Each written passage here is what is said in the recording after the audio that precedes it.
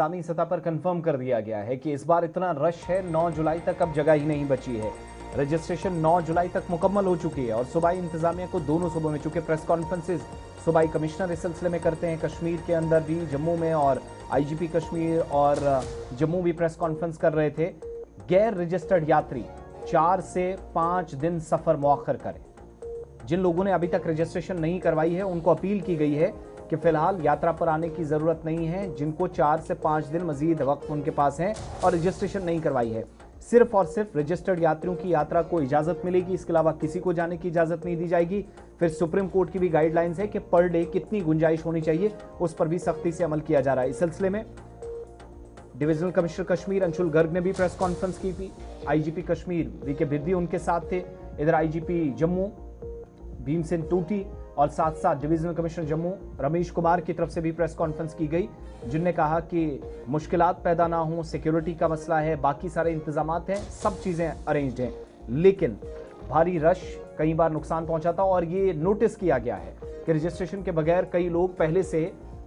इस तरीके से कैंप्स में पहुंच रहे हैं या बाकी जगहों पर, तो एक मुश्किल हो रही है। सिर्फ रजिस्टर्ड लोग आएंगे और जो RFID कार्ड है जो सारी मूवमेंट ट्रैक करेगा यात्री की, वो उन्हीं लोगों को मिलेगा जिनकी रजिस्ट्रेशन हुई है। दोनों सूबाई कमिश्नर इस बात पर जोर देते हुए नजर आए, फोकस करते हुए नजर आए कि हमारी भी प्राथमिकता है, पहली कोशिश है कि तमाम लोग अच्छे से सफर करें, बाबा बर्फानी के दर्शन करें, लेकिन रजिस्ट्रेशन के बगैर पॉसिबल नहीं है। और यही डायरेक्शंस कल डीजीपी नलिन प्रभात ने ऑफिसर्स को दी, बगैर रजिस्ट्रेशन किसी को भी नहीं, और यही डायरेक्शन LG मनोज सिन्हा ने अफसरान को दी है। सूबाई कमिश्नर जम्मू और कश्मीर दोनों को बैक टू बैक सुनिएगा और ये कंफर्म कर दिया गया है कि रजिस्ट्रेशन 9 जुलाई तक बुक हो चुकी है। कोई जगह फिलहाल 9 तारीख तक रजिस्ट्रेशन के लिए बचा नहीं है। यात्रियों से ये निवेदन रहेगा कि अभी आप, जैसे कि मैंने बताया कि 9 तक का हमारा जो है टोकन बढ़ चुका है, 9 तक के रजिस्ट्रेशन के लिए हमारे पास पहले से यात्री है। तो जो भी यात्री बाहर से, देश के विभिन्न प्रांतों से आते हैं, उनसे एक रिक्वेस्ट रहेगी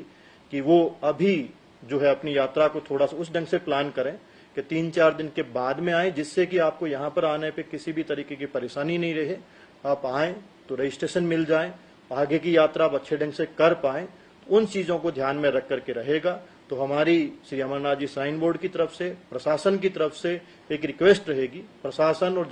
जम्मू कश्मीर प्रशासन और अमरनाथ जी श्राइन बोर्ड, जितनी भी सिक्योरिटी एजेंसीज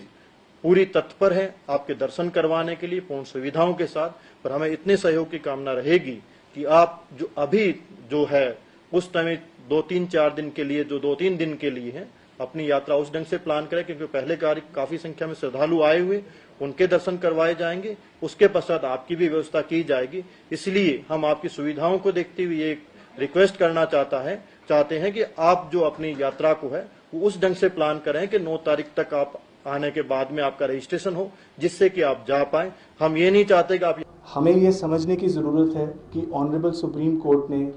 श्री अमरनाथ जी यात्रा की एक कैरिंग कैपेसिटी, एक सीलिंग फिक्स की है, जिसके हिसाब से ही श्रद्धालुओं को यात्रा के लिए अलाउ किया जाता है। और इसके लिए ऑनलाइन पंजीकरण की जो सुविधा है वो 15 अप्रैल से शुरू की गई थी और अधिकतर यात्रियों ने अपने आप को ऑनलाइन रजिस्टर कराया है, बैंकिंग चैनल्स के ज़रिए रजिस्टर कराया है। और उसके बाद जो रजिस्टर्ड यात्री जम्मू कश्मीर पहुंचते हैं उनके लिए विभिन्न फैसिलिटेशन काउंटर्स पे